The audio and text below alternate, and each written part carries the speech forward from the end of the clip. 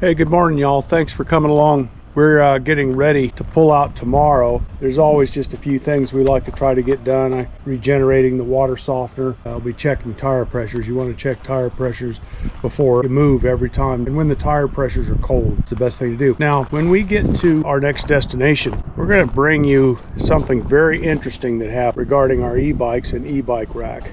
I'll give you a little hint. See that little divot right there?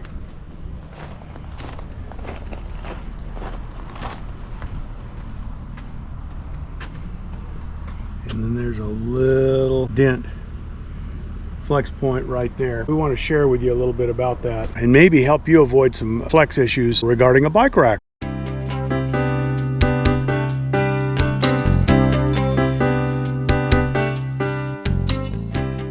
Come on back slow. Looking good so far. We are finally here up in the northern Arizona desert, Thousand Trails Verde Valley. It's one of our favorites. Give you a quick scan of what that looks like from our campsite. Real beautiful area. Like we talked about earlier, I want to show you some things about the particular bike rack that we purchased from E-Trailer, and it's a Yakima bike rack. So we're going to wander back here a little bit, give you a look at it.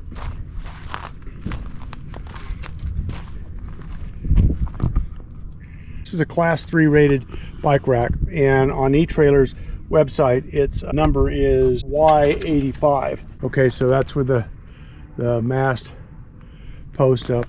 The devil's in the details when it comes to buying a bike rack. No doubt about that. I'm going to show you what I mean.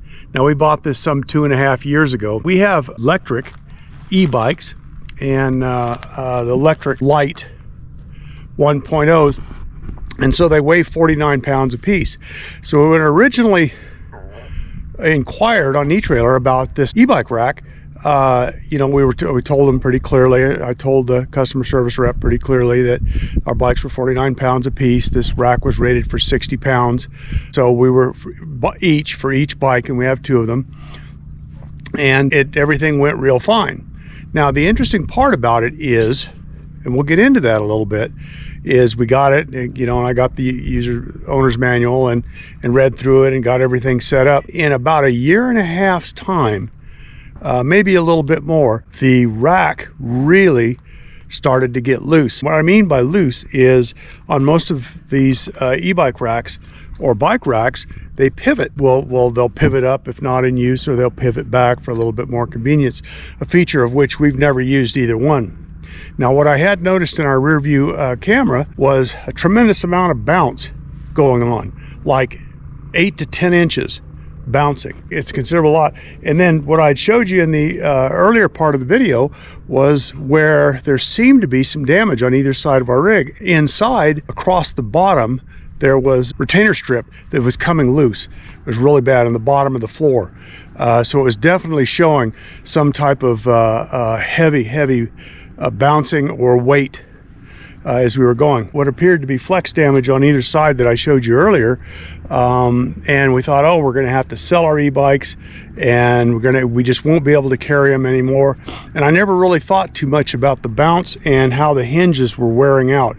And again, there was 8 to 10 inches of bouncing going on that I could see when I was driving.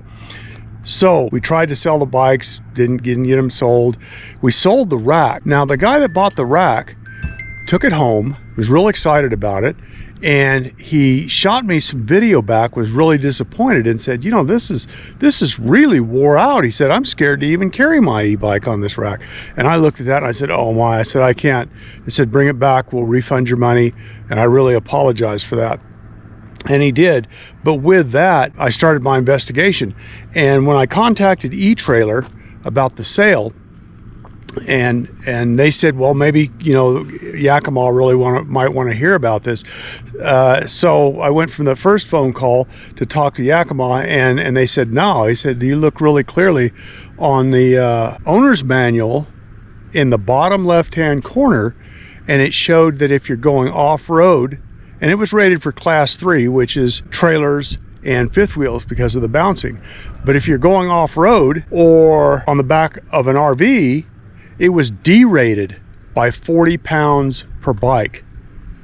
and it's in a little 1x1 corner, as you can see on the owner's manual itself. And they said, there's nothing we can do, you overloaded it. Well, part of that was, it was my bad for not seeing that, but I would have never seen it, as it turns out, had I not took ownership of the rack and then seen that in the owner's manual. So I contacted eTrailer again, and they did some investigation with their IT department, and they went back and looked at advertising and IT, and they went back and looked.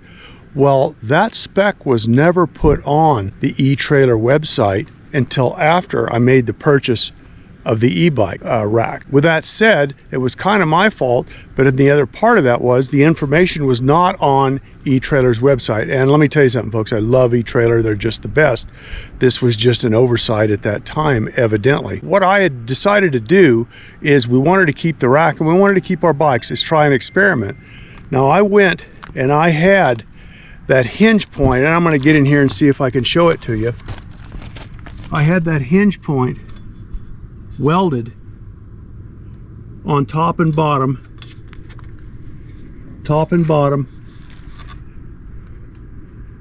on both sides, so it no longer swivels. Now Yakima suggests that you don't do any modifications to their racks, but in this particular case, these racks are like $850, and I took it to a highly certified welder, and he took the rack off, he took it apart and cleaned up all the parts to make sure he could get a good weld, then welded both sides of it so that it no longer flexes there. And we added this device that we found on Amazon, and I'll put the description in the comments, that takes any slop out of the hitch whatsoever. Put the bikes on the back. We went about 120 miles. A whole bunch of that was Interstate 17 going north, if anybody's done that through Arizona. If you're going to have a bounce problem, it's going to happen there. When we got here, absolutely no more flex issue inside or outside on the rig, and we were just ecstatic. That's a good thing. And again, the devil's in the details. Just take time and ask questions and look at these things, and make sure, if you're getting an e-bike rack, make sure it's class 3 rated for an RV, and make sure it's not derated when you look at the stats. So anyway, well, I hope you all found that helpful, and if you did and you kind of like videos, please hit that like button and hit that subscribe button. We'd sure appreciate it. So thank you so much, y'all. Again, the devil's in the details. Have a great day.